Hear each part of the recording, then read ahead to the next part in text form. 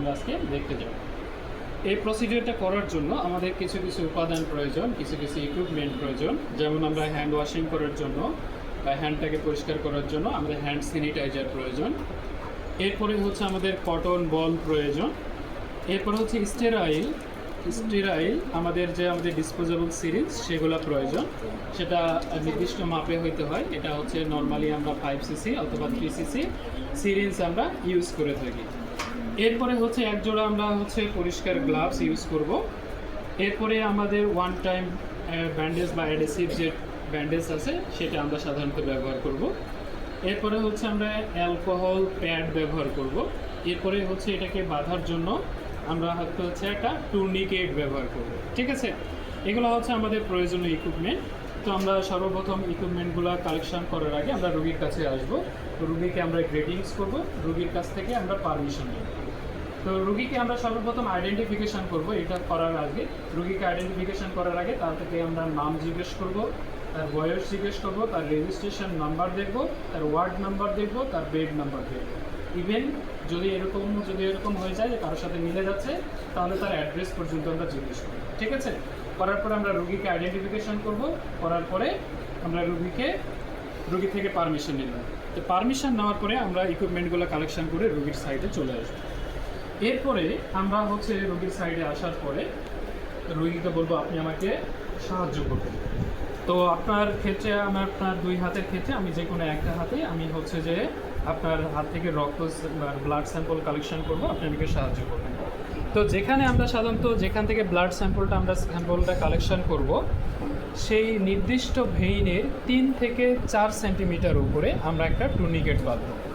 তো টুর্নিকেটটায় মোটামুটিভাবে একটু টাইট করে বাঁধবো, আবার এতটাও টাইট করা যাবে না, আবার খুব বেশি ঢিলেও করা যাবে না। তাহলে টাইট করে আমরা মোটামুটিভাবে বেঁধে এখানে একটা ফস্কো গিরা দিয়ে দেবো। আচ্ছা, ফস্কো গিরা দেওয়ার কারণটা হচ্ছে কি, এখানে যদি আমরা এক টানে যাতে এটা আমরা খুলতে পারি। এখন ক্ষেত্রে আমরা ভেইন সিলেকশন করব। ভেইন সিলেকশন করার ক্ষেত্রে আমরা 4টা গুণ মাথায় রাখবো। একটা গুণ হচ্ছে সেটা প্যালপেবল কিনা, সেটাকে আমরা প্যালপেবল করতে পারছি কিনা, অনুভব করতে পারছি কিনা। দ্বিতীয় নম্বরে হচ্ছে সেটা ভিজিবল কিনা, যে ভেইনটা আমাদের বেশি ভিজিবল হবে সেটা আমাদের জন্য বেশি উপযোগী হবে। 3 নম্বর হচ্ছে ফ্লেক্সিবল কিনা, আমাদের যে ভেইনগুলো আছে সেখানে কোথাও শক্ত কোনো অংশ আছে কিনা। তাহলে আমাদের যে ভেইনগুলো আছে সেগুলোতে দেখব কোথাও শক্ত আছে কিনা, তাহলে আমরা যে অংশটা বেশি আমাদের নরম হবে সেগুলোতে আমরা যাব। 4 নম্বর আমাদের যে বৈশিষ্ট্য মাথায় রাখতে হবে সেটা হচ্ছে স্ট্রেট। যেই ভেইনটা আমাদের জন্য বেশি স্ট্রেট সেটা আমাদের জন্য বেশি উপযোগী। ঠিক আছে, তাহলে এই ভেইনটা কম মোটামুটি স্ট্রেট, এর তুলনায় এই ভেইনটা আমাদের বেশি স্ট্রেট, তাহলে এই ভেইনটাকে আমরা সিলেকশন করলাম। ঠিক আছে, তাহলে যে ভেইনটা আমরা সিলেকশন করব সেই ভেইনটা সিলেকশন করার পরে আমরা এখন কি করব, আমরা হচ্ছে হ্যান্ড হাইজিনটা মেনটেন করব। হ্যান্ড হাইজিনটা আমরা মেনটেন করব, করার জন্য আমাদের এনাফ পরিমাণ হ্যান্ড রাব বা হ্যান্ড হেক্সিসল আমরা ব্যবহার করব। করার পরে হাতটা ভালোভাবে পরিষ্কার করে নেওয়ার পরে আমরা হচ্ছে গ্লাভস পরিধান করব।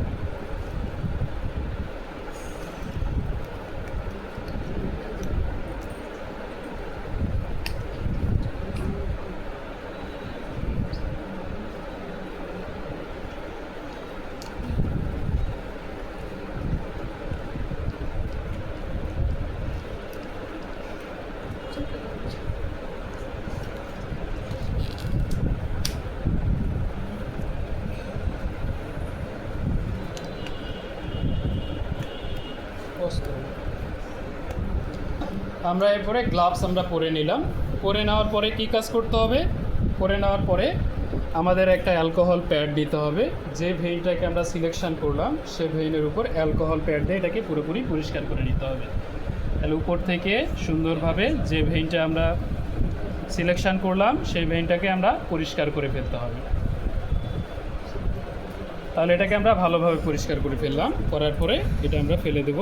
এরপরে আমরা একটা নন টাচ বা একটা হচ্ছে স্টেরাইল ডিসপোজেবল সিরিঞ্জ আমরা ব্যবহার করব। করার জন্য এটাকে আমরা এভাবে খুলতে পারি। করার পরে আমাদের সামনের দিকে যে নিডিল অংশ সেখানে আমরা কোনোভাবেই টাচ করব না। এরপরে দেখবো এর ফাংশনিংটা ঠিকঠাক আছে কিনা। এরপরে দেখব সামনের দিকে একটা অংশ প্রলম্বিত আছে, সেই অংশটাতে সাধারণত আমরা প্রবেশ করাবো। প্রবেশ করানোর আগে আমরা এই যে ভেইনটা আছে সেটা যদি সরাসরিভাবে দিয়ে দিই তাহলে সেই ভেইনটা আমাদের স্লিপ করে যাবে। বোঝা গেল? সেজন্য কী করতে হবে, আমাদের উপরের যে ভেইনটা আছে সেই ভেইনের উপরের দিকে হাত দিয়ে একটু টেনে ধরতে হবে। ধরার পরে আমাদের সিরিঞ্জটা সুন্দরভাবে এর ভিতরে প্রবেশ করাইতে হবে। প্রবেশ করানোর পরে আমরা এভাবে টেনে দেখব যে ব্লাড আসতেছে কি না। তাহলে দেখব যে অটোমেটিক্যালি এর ভিতরে ব্লাড চলে আসতেছে। তাহলে যতখানি পরিমাণ আমাদের ব্লাড প্রয়োজন সেই পরিমাণ আমরা ব্লাড এর ভিতরে আমরা কালেকশন করে নিলাম। তো এর ভিতরে কালেকশন করার পরে আমাদের নিডলটা যেখানে ঢুকিয়েছি সেই জায়গাতে আমরা একটা কটন দিব। দেওয়ার পরে আমরা এখান থেকে বের করে নিব। নেওয়ার পরে দেখব যে এর মাথায় একটা অলরেডি ড্রপ জমা হয়ে গেছে, সেই ড্রপটা এর ভিতরে মুছাই নিব। নেওয়ার পরে এটা আমরা হচ্ছে রেখে দিলাম। দেওয়ার পরে আমরা এটাকে এক হাতে খুলে ফেলবো।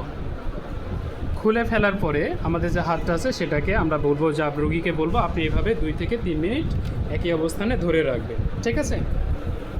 আচ্ছা, পিঁপড়া কামড়ানোর মতো। আচ্ছা, তাহলে আমরা 2 থেকে 3 মিনিট রুগীকে সময় দিলাম। এর ভিতর রুগীর যে ব্লিডিং আছে সেটা অলরেডি বন্ধ হয়ে গেছে। তো যেই জায়গাতে আমাদের পিক করেছিলাম সেই জায়গাতে আমরা একটা অ্যাডহেসিভ ব্যান্ডেজ এখানে অ্যাড করাই দিই। আর